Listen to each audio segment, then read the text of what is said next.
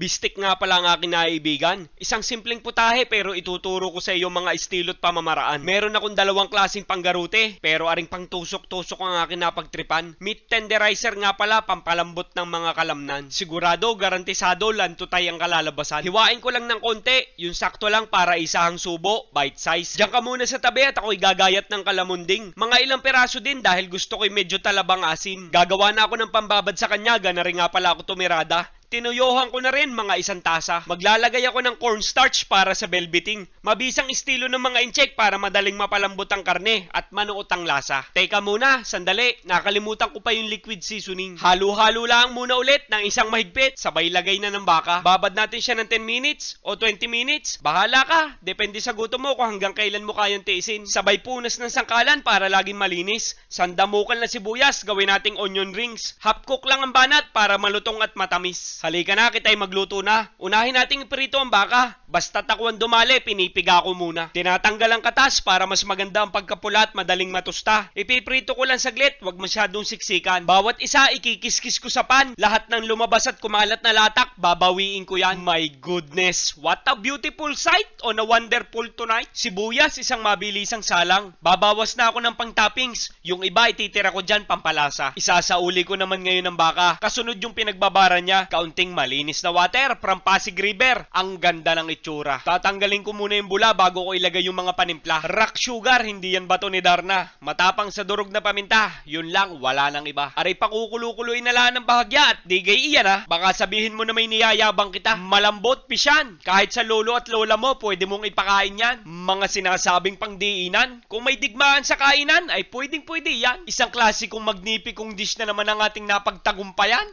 Diyos ko po, Rude. Ay ina!